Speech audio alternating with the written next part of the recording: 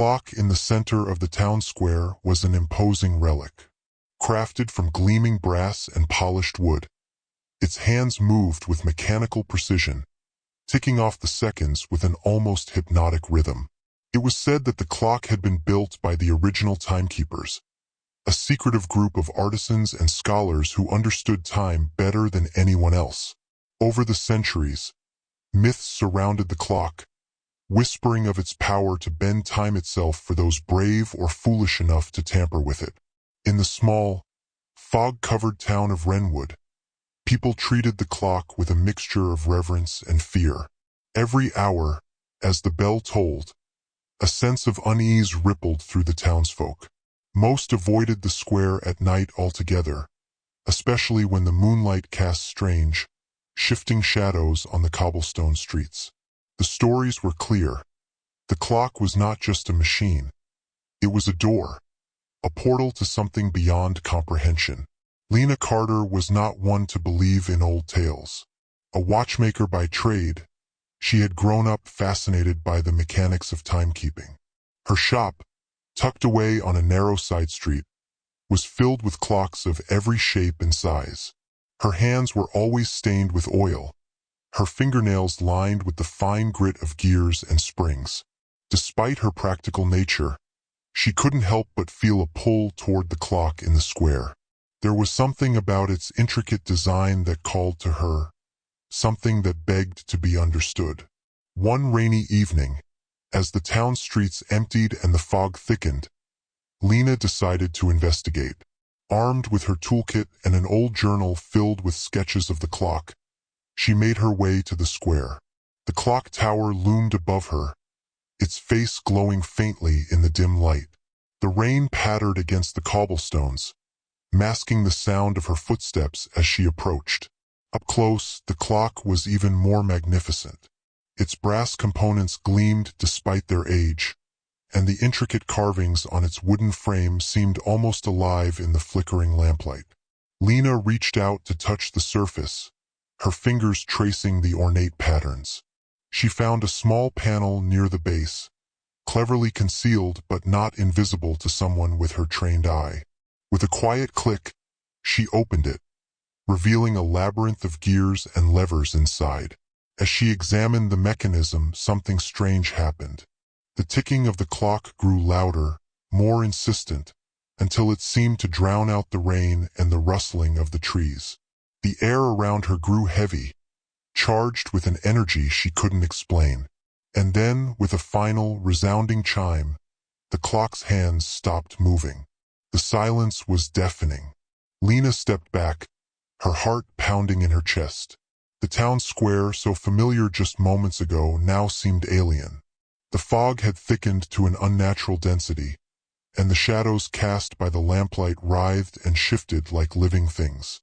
She turned to leave, but the path she had taken was gone, replaced by an endless stretch of cobblestones disappearing into the mist.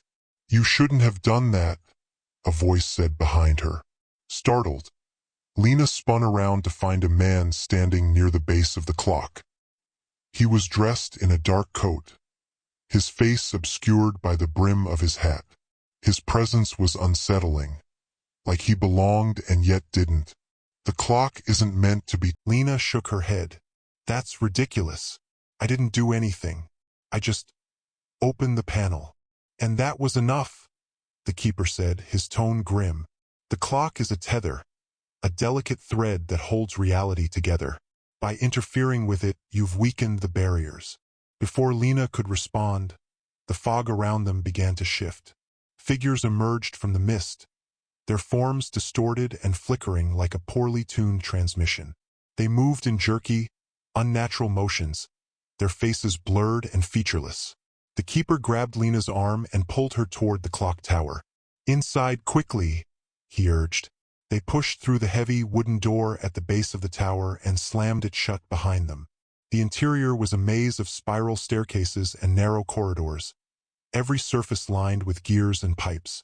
The air was filled with the faint hum of energy, a sound that seemed to resonate deep within Lena's chest. "What are those things?" Lena asked, her voice barely above a whisper. "Echoes," the keeper replied. Fragments of moments that never were. They exist outside of time, drawn here by the disturbance you caused. If they catch us. He didn't finish the sentence, but the look in his eyes said enough. He led her up the staircase, each step creaking under their weight. As they ascended, the hum grew louder, interspersed with the occasional clang of metal against metal. Lena felt as though the tower itself was alive, reacting to their presence. At the top of the staircase, they entered a circular chamber filled with an intricate array of machinery. At the center was a large, glowing orb, its surface swirling with light and shadow. The keeper approached it cautiously, his movements deliberate. This is the heart of the clock, he explained. It's what keeps time flowing in the correct sequence. But it's been damaged. Lena stared at the orb, mesmerized by its shifting patterns. How do we fix it? The keeper hesitated. The only way to repair the heart is to reset it. But doing so requires a sacrifice. What kind of sacrifice? Lena asked, though she already suspected the answer. A life, the keeper said softly. The energy required to stabilize the heart is immense. It needs a soul to anchor it. Lena's mind raced. What about you?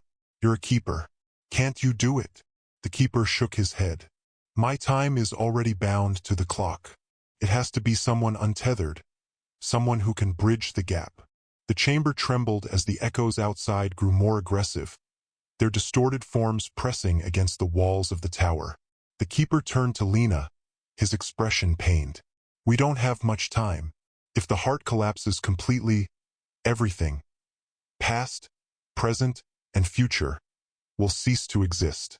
Lena looked at the orb, then at the keeper. Her entire life had been dedicated to understanding time, to mastering its mechanisms. And now, she stood at the center of it all, faced with an impossible choice. There has to be another way, she said desperately. Another solution. The keeper's gaze softened. If there were, don't you think I would have taken it? The echoes breached the tower, their distorted forms spilling into the chamber.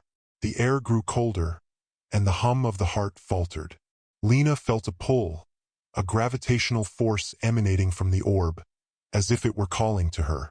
She thought of the townsfolk, of the lives that would be lost if she did nothing. Taking a deep breath, she stepped toward the orb. Tell me what to do. The keeper's eyes widened, but he quickly nodded. Place your hands on the surface. It will do the rest. Lena hesitated for only a moment before pressing her palms against the glowing orb. A surge of energy coursed through her, filling her with a sensation that was both excruciating and euphoric. Images flashed before her eyes. Moments from her past, fragments of lives she had never lived, and glimpses of a future that would never be. She felt herself dissolving, her essence merging with the heart. As the light from the orb intensified, the echoes let out a collective wail and began to dissolve. The walls of the tower trembled, and the hum of the heart grew steadier. The keeper watched in awe as the chaos subsided, the clock's mechanisms clicking back into place. When the light finally dimmed, the chamber was silent. The echoes were gone, and the fog outside had lifted, revealing the familiar streets of Wrenwood. The keeper stood alone, his expression a mixture of sorrow and gratitude. The heart of the clock glowed faintly, its rhythm steady once more. Lena was gone, her sacrifice etched into the fabric of time itself. But as the keeper looked at the orb, he thought he saw a faint silhouette within, a reminder of the woman who had given everything to preserve the world. He adjusted his hat and stepped out into the square, the first rays of dawn breaking over the horizon. The clock in the center of the town square resumed its steady ticking, its hands moving with mechanical precision. To the townsfolk, it was just a clock, an ancient relic that marked the passing of time. But the keeper knew better. He knew that within its intricate design lay the legacy of a brave soul who had ensured that time would continue to flow, undisturbed and eternal. Years passed, and the stories of Lena Carter became a quiet legend whispered among the townsfolk. Some said her spirit lived within the clock, guiding its movements and protecting the town. Others believed she had simply vanished into the fog, leaving behind nothing but mystery. The keeper, however, remained vigilant. He visited the clock daily, tending to its mechanisms and ensuring its harmony. One evening, as twilight fell over Wrenwood, the keeper felt a strange sensation, a faint vibration in the air, like the echo of a distant chime. He looked up at the clock and saw something impossible. The hands had stopped, frozen at the exact moment Lena had vanished. The glow of the orb inside the heart flickered, and for a brief moment, he thought he heard her voice, faint and fleeting, like the whisper of a dream. "Thank you," it said. The keeper smiled, his heart heavy but resolute. He tipped his hat to the clock and turned to leave, disappearing into the fog.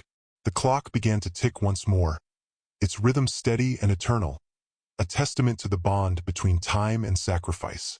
And as the stars emerged overhead, the town of Wrenwood slept peacefully, unaware of the forces that had ensured their world continued to turn.